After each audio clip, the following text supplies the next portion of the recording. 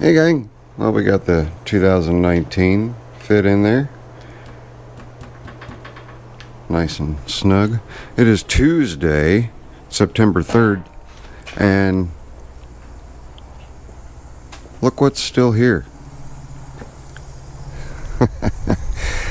We have a halfway decent day today. We had a halfway decent early afternoon yesterday, but the planets didn't align for us to get the pontoon in the water. So I busted my tail to get it done, all for naught, but it needed done, so we'll get it in the water. Today we're gonna take a look at Garfield, and primarily we're going to look at one, possibly two things, depending on how this goes. Just temporarily mounted the caliper there to check my back gap. The pad that's on there has been chipped away. I wanted to make sure I had room to hook everything up, bleed the system out, hope that the master cylinder is good, and free up the piston. There's, I've got a 50-50 chance, but as ready as this engine was to run, I am hoping this caliper is as ready to stop the bike. Then we have to address no brake light when you grab the front brake, but that may have a good bit to do with the master cylinder just being empty, and we don't have the pressure against it that's not activating the switch. I'm not real sure. And something kind of interesting about this is you see this boss here and this screw position right here, and then this bracket that's back here. Okay, this bracket is mounted here, right there, as you can see, and it's also mounted up here on the fender mount. So you've got that boss, and this boss on the shock. Look at the other shock. It has all the same bosses for running dual front discs. I wonder if these are the same as the 750 down tubes. Huh? What do you think? I think they are. Everything works on this bike except for the push button on the start and the front caliper. Amazingly, everything else works. Even the turn signal beeper buzzer indicator. All the lights are good, high-low beam. I have one bulb out on the speedometer, but the speedometer works, the odometer works, or the tack gauge works. All of my indicator lights work. I've put just about 6 miles on it just riding around the neighborhood. With only having a back brake, it's a little seedy. I had no back brake at all, but I opened this up. There was just one wire that had come disconnected. I plugged that one wire back in, and I had a brake light on the foot pedal, but nothing up here. But that may have, like I said, might have to do with pressure. So I'm going to quit babbling. What I'm going to do is pull the caliper off, get the master cylinder filled, get the line attached to the caliper, get the bleeder bolt broke loose. Hopefully it'll break loose nice and easy for me, and bleed the system out. After I get the system bled out, then we will all together attempt to free up this caliper. Hopefully it comes back just as easily as the engine did. We're still going to rebuild it with a new O-ring. There's a very good channel for these vintage Hondas that you guys can go look at if you're interested in that. I think his name is Tyler at Classic Octane. I might be wrong on his name, but he does a lot of these intermediate fours, the 500 fours, the 550 fours. So may go check him out if you've got something specific in the bike realm that you're looking at. He does carb rebuilds, just all kinds of different things. So anyway, all right, let me get that off and get the line connected, get some fluid in it, get it bled out, and we'll pop the camera back on. Alright gang, I've got everything connected, I've got everything bled off, and I've actually got good pressure on the brake.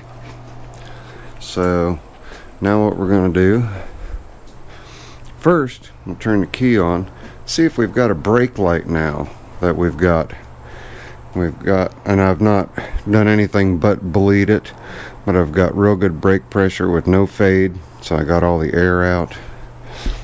Let's get the key on. Key is on, as you can see. Now we're going to grab the handle. Note, no feet. Here's the foot brake. Now the handbrake.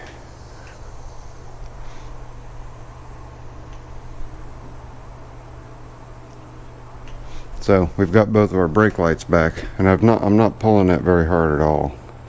Now we're going to try to break that caliper free, since we do have room. And I don't know if I can show you the gap down here or not. Let's try. Let me get around to the other side. Tight quarters in the Zippo wrench. Let me turn that off, make sure it doesn't start on us. And everything's sealed up real nice too, so no leaks or anything like that. If you look between the caliper and the rotor, you will see, well, maybe you can't see. Flashlight will definitely shed a little light on the subject. Okay, let me flash flashlight behind it here. There you can see that we have nothing against it. The back brake pad is touching. So now all I'm going to do is just overexert that master cylinder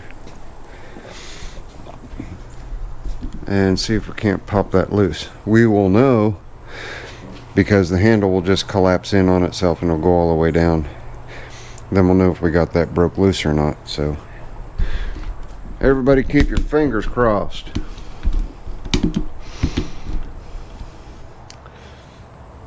Move the microphone.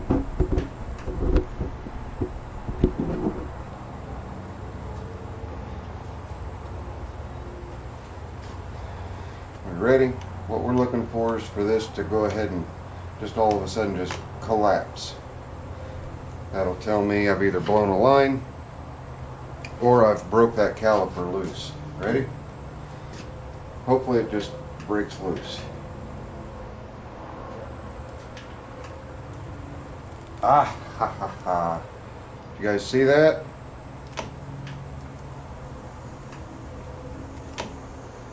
It's moving. Now let's go check and see if we can see daylight between that caliper and the rotor. Move the microphone again.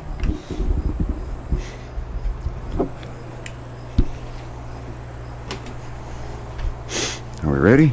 We gave it 3 good pumps, and I'm also looking, I see no fluid has leaked anywhere, so we're good as far as that goes.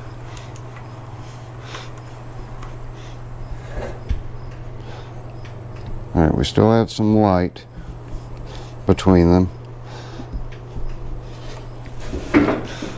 Let me keep pumping on it. Let me attach you guys right here. Keep pumping on that brake until hopefully let's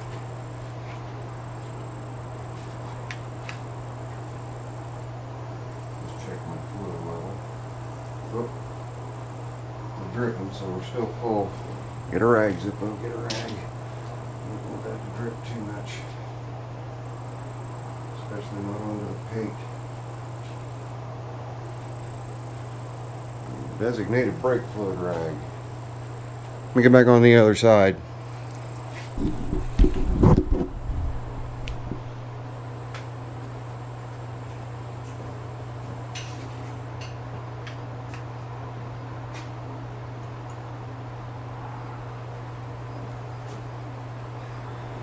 Okay. And I'm also going to watch as I am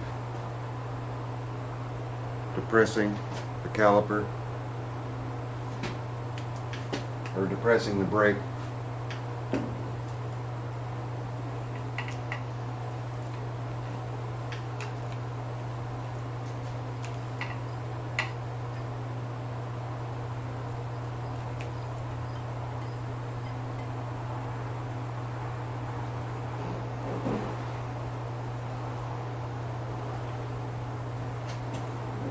Success!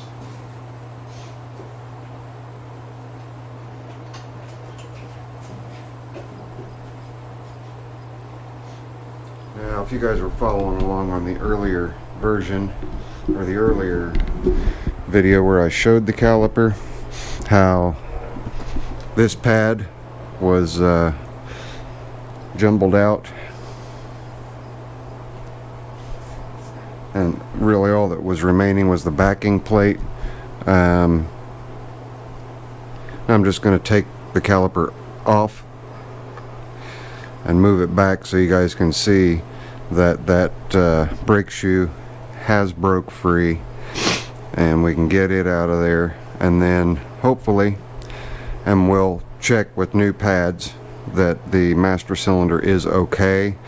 It doesn't just have to pump at the very end of your let go stroke, it also has to pull a little bit of fluid back. Has to pull it back into the master cylinder to release the pressure. Otherwise you get what's a condition of dragging brakes. We don't want to drag the brakes. So let me find a place to connect you guys. That ought to work all right. Let's back these guys off. One and two. The back one will fall off. There's the back one. That's what it should look like.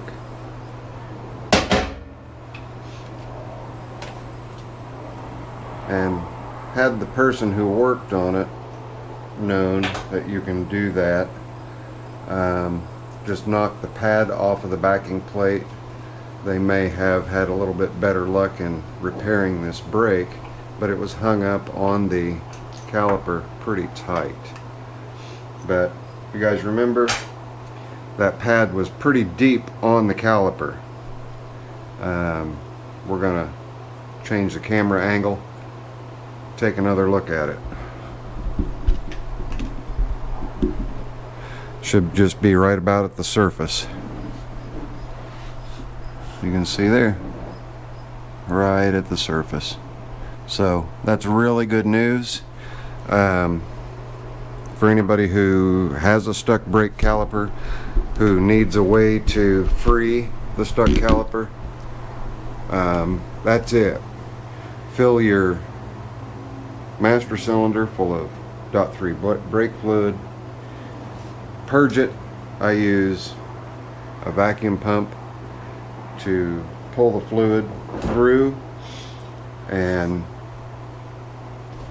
you have a pretty good chance that with enough hand pressure you can free those calipers up, so long as you get it off and get a piece of that pad off. Now you can do it with it just dangling there as well, but then what you run into a risk of happening is throwing the entire piston out with the seal, and just the whole 9 yards is just going to come flying out of there.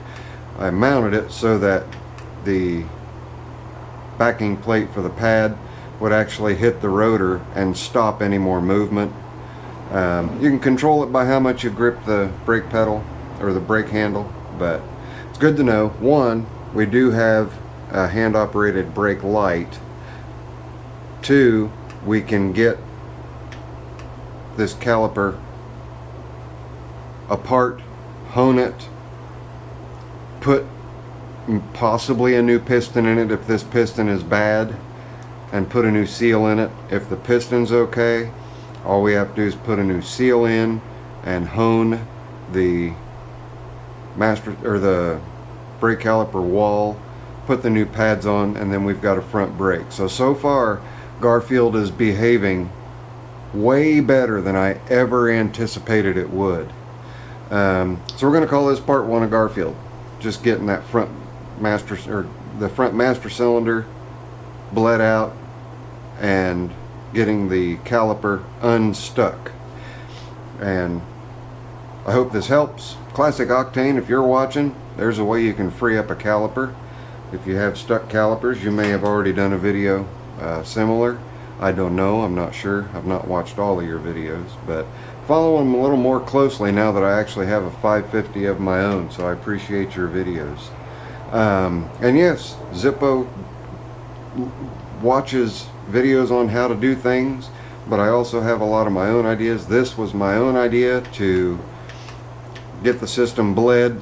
The master cylinder was completely empty. The caliper was completely devoid of brake fluid. The lines were completely devoid of brake fluid. Everything had been evacuated. Fortunately, the master cylinder and brake lever seem to be holding quite well. I'm pleased with that. Now the next step is just going to be getting this apart, which I can now do off of the bike. I'm just going to get a bucket and put it right here so that I can catch everything, and I'm just going to go ahead and blow it all the way out, and then I'll plug off my brake line so that I don't have to go through the process of bleeding all the air out again. And I mentioned this tip on, I believe it was Smokey, when I replaced the master cylinder on Smokey. If you break your banjo fittings loose, you can oftentimes get trapped air bubbles. So if you look up top here, if we get this nice and level, you can see that this banjo fitting here that comes off of the master cylinder goes up and then down. Well, you can trap air there. You can definitely trap air in that spot, and we didn't want to trap air there, obviously.